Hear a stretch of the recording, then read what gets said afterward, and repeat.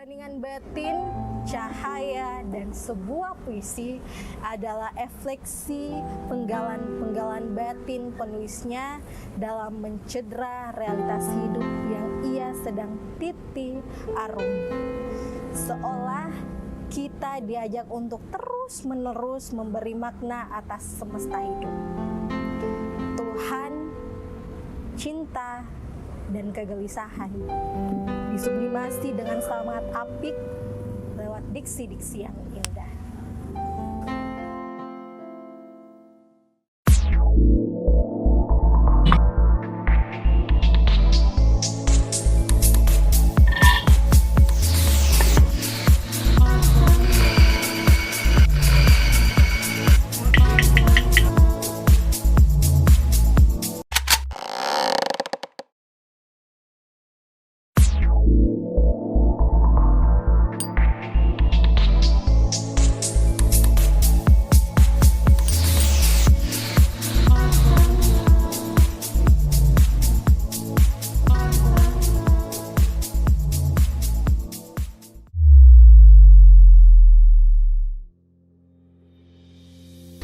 Saya Fani dan sekarang kita berada di Ngopi, Ngobrol Pintar.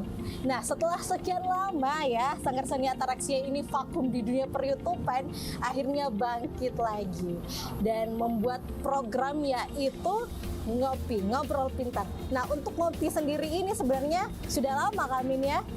Ya. Sudah lama dilakukan, tetapi konsepnya dirubah menjadi lebih fresh dan lebih aktual lagi ya, seperti itu kami. Nah, untuk di Ngopi ini kita bakalan banyak mengulik seputar seni budaya, literasi, dan isu-isu yang berkembang dan kita bakalan bahas di sini. Nah, khusus untuk episode ini kita bakalan membahas tentang buku esai sastra, Keheningan Batin, Cahaya, dan Sebuah Puisi. Nah, tetapi yang uniknya di sini kita bakalan nguliknya itu per bab ya. Jadi untuk bab selanjutnya kita bakalan bahas di next episode. Jadi kita bakalan lebih terperinci lagi karena kita nguliknya ini lebih dalam karena kita nguliknya per bab ya. Dan tadi saya sudah perkenalkan ya, saya sudah sebut namanya. Saya tidak sendirian, saya ditemani oleh Kak Amin. Yes. Penulis buku dari esai sastra, Keheningan Batin, Cahaya, dan Sebuah Puisi. Kak Amin ini bukan cuma penulis buku, tetapi salah satu pendiri Sanggar Ataraksia, orang yang berpengaruh di bidang seni dan budaya, filmmaker juga dan pengajar juga Kak Amin ya? Iya, mengajar. Iya, mengajar juga. Nah, mungkin bisa diceritakan Kak Amin, sebenarnya kalau Kak Amin ini sudah menulis sejak kapan? Ini kan dia per bab, per satu kisah. Jadi 2007 kalau tidak salah. 2007, khusus untuk buku ini Kak Amin ya? Iya. Tapi sebelum menulis buku ini sudah punya karya sebelumnya tentang buku? Belum, ini kan perdananya khusus buku puisi? Iya, itu lama. Jadi rentetan waktu dari 2007 sampai 2000. Ini kan 2021 baru di launching. Iya, dicetak. Jadi lama sih. Berarti jauh ya? Berarti jauh. Puisi apa sih Kamin yang lama di sini dibuatnya? Paling lama, judulnya apa? Itu Cahaya. Cahaya. Cahaya ya. Nah, Keheningan Batin, Cahaya, dan Puisi. Sebenarnya Kak Amin ini mau menceritakan tentang apa? Ini kan ada 3 kata ya. Pertama ada keheningan batin, kemudian ada cahaya, ada puisi. Sebenarnya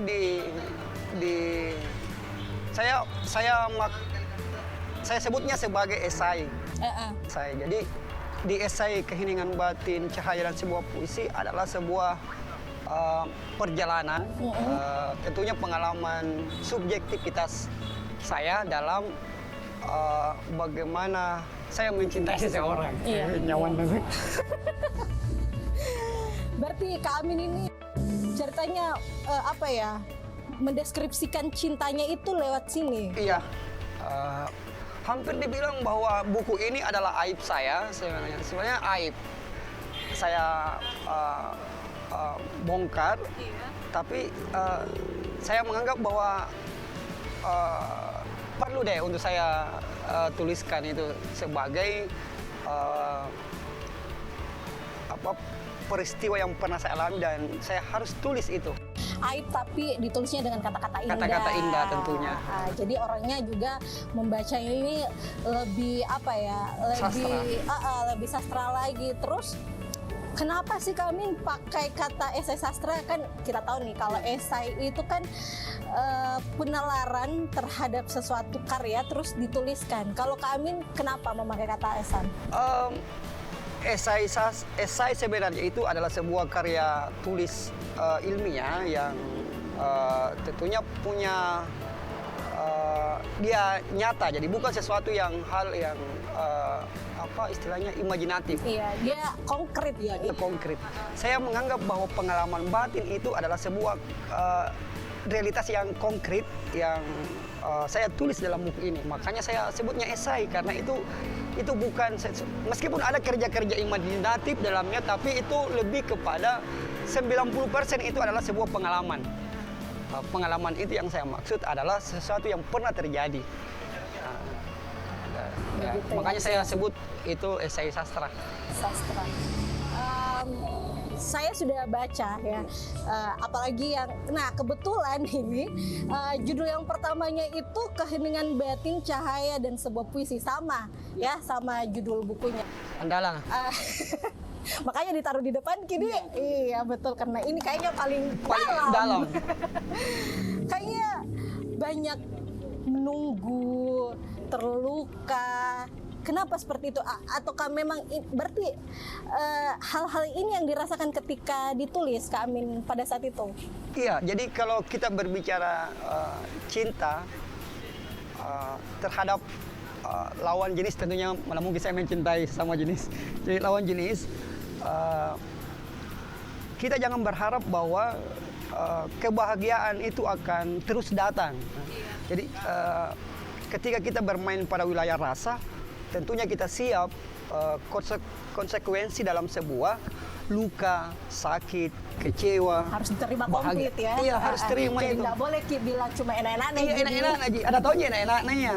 Iya, kalau sudah enak-enak pasti sakit lagi. Sakit lagi. Oh begitu Pak Ade. Makanya ada disebut dengan sakit enak-enak.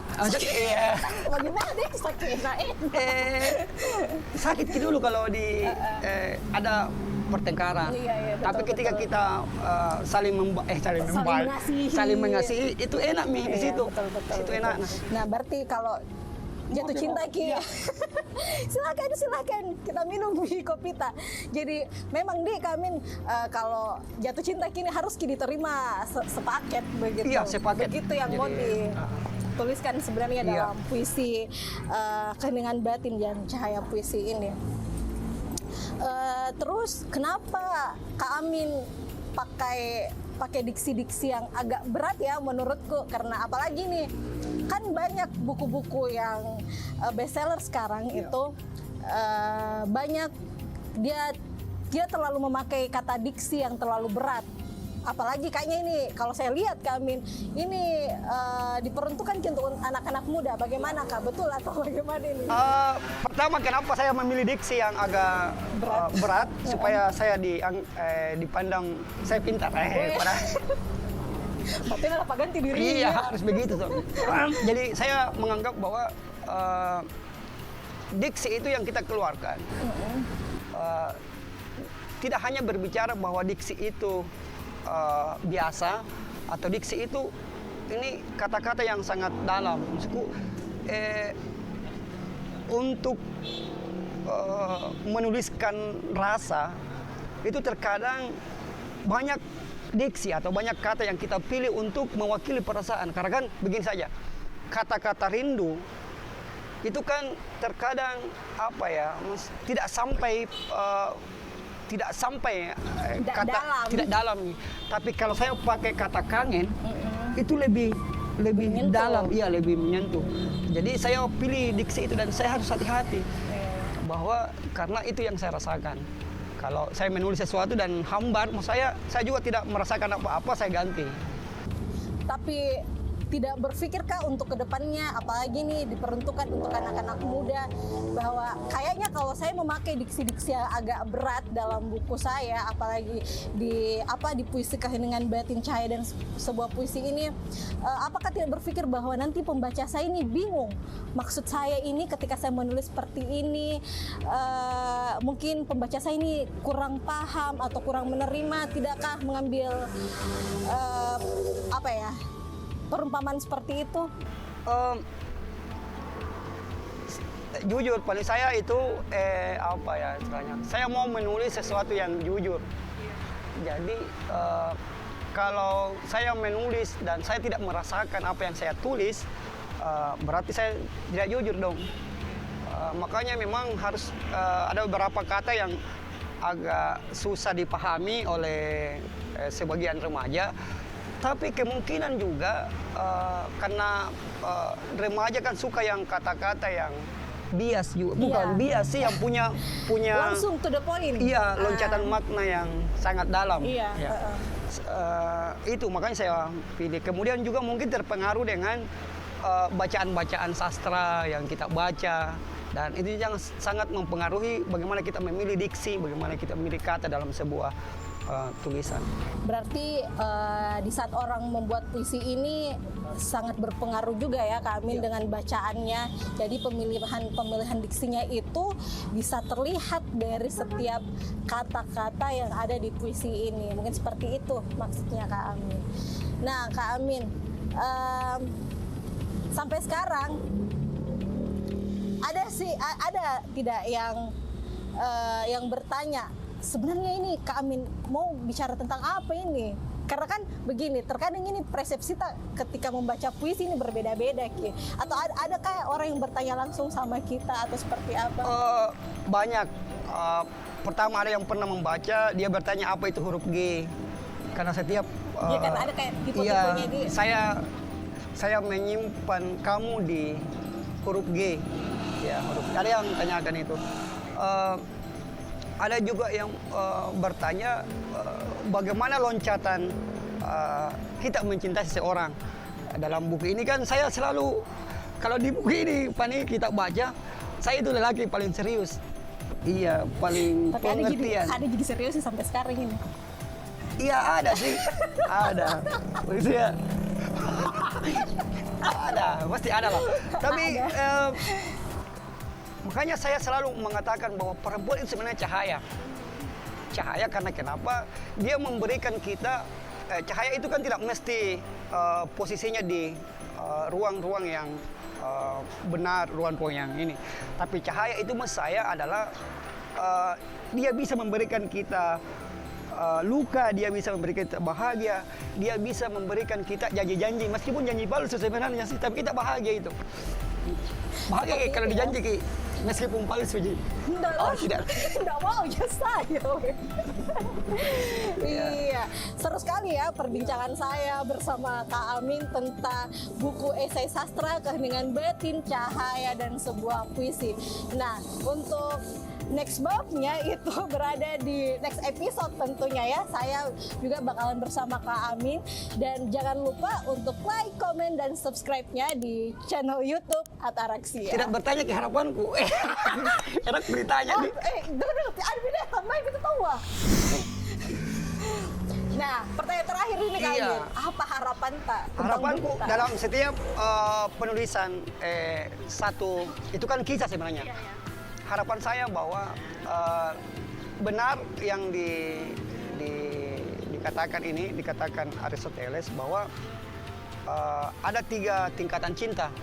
Pertama ada yang disebut dengan eros, bagaimana kita melihat perempuan dengan keindahannya.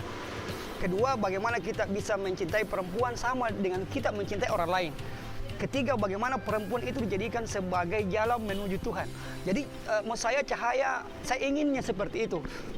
Perempuan yang saya lihat indah, kemudian saya bisa mencintainya seperti saya mencintai orang lain, kemudian dari perempuan itu saya bisa dekat dengan Tuhan. Nyaman kau tahu? Luar biasa itu cahaya sebenarnya. Dalam sekali ya. Iya. Dalam sekali ini. Maksudnya ini Kak Amin sama bukunya. Jadi yang mau tahu tentang Kak Amin bisa mungkin jalan-jalan ke Kedekatan. Iya. Tapi sekarang jomblo. Oh jomblo. Ya, tadi bertanya ada serius terus dia bilang ada sekarang jomblo. Kayak aduh, demah ini Kak Amin. Kayak supaya aneh gitu. Ada juga ini kayak ajang promosi gitu. Iya, ini bisa kan. begitu. Subhanallah, promosi buku atau promosi diri deh.